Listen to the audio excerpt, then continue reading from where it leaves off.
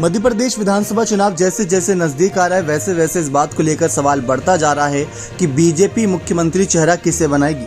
खबरें तो ये निकलकर सामने आ रही है कि बीजेपी किसी के चेहरे पर नहीं बल्कि पीएम मोदी और बीजेपी नेतृत्व पर चुनाव लड़ेगी।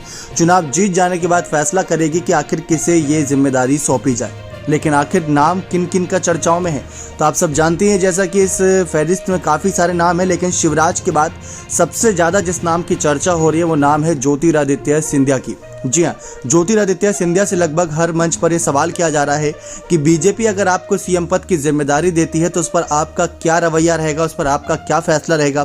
तो इसी को लेकर सिंधिया ने खुले मंच से अभी हाल ही में एक और फिर से जवाब दिया। इससे पहले भी हमने कई रिपोर्ट्स आप सभी को दिखाई थी, लेकिन आप सभी को बता दें कि सिंधिया को जैसे कि मंत्रालय में जगह मिली हुई है केंद्रीय नागरिक उड्डयन मंत्री के तौर पर, तो उस पर उन्होंने जवाब दिया। यहाँ पर पहले तो उनसे सवाल किया गया कि मतलब आप एक मंत्रालय में हैं, आपकी जिम्मेदारी भूमिका राष्ट्रीय स्तर पर है, लेकिन आपका अपने राज्य में चुनाव पर फोकस कितना है और बीजेपी आपसे कितना काम ले रही है।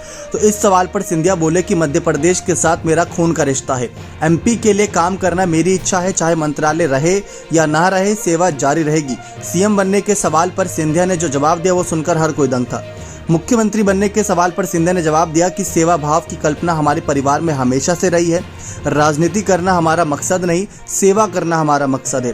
राजनीति सिर्फ एक जरिया है, मेरा उद्देश्य सिर्फ जन सेवा करना है, वो मैं अभी भी कर रहा हूँ। तो सिंधिया ने मुख्यमंत्री बनने के सवाल के जवाब पर यह बात कही कि अगर मुख्यमंत्री बन जाऊंगा तो भी ऐसी सेवा करूंगा, नहीं बना तो भी ऐसी सेवा जारी रहेगी। इसी के साथ साथ सिंधिया से राहुल गांधी को लेकर भी सवाल किया कि राहुल की भारत जोड़ो यात्रा के बाद क्या उनका व्यक्तित्व तो बदल गया है। तो उन्होंने कहा कि इस पर मैं कौन होता हूं बोलने वाला, ये तो जनता फैसला करेगी।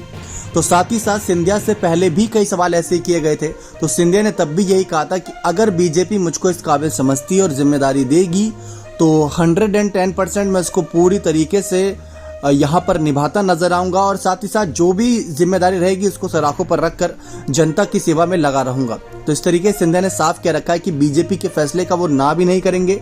लेकिन फिलहाल देखा जाए तो शिवराज की सरकार के द्वारा किए गए कामकाज को बेहतरीन मान रही हैं और मोदी सरकार के नेतृत्व को ही आगे बढ़ाना चाह रही हैं। लेकिन बार बार सिंधिया को लेकर भी सवाल है कि राष्ट्रीय स्तर पर तो उनको नागरिक उड्डयन मंत्री बना दिया गया, लेकिन जब राज्य स्तर की बात आती है, जिस राज्य से इनको बड़ी पहचान मिली उस राज्य की जनता के लिए इनका क्या कहना है, तो उन्होंने साफ कह दिया कि उनसे मेरा खून का रिश्ता है और वो मैं कभी नहीं छोड़ूंगा, चाहे मंत्रालय रहे या ना रहे, मेरी सेवा जारी रहेगी।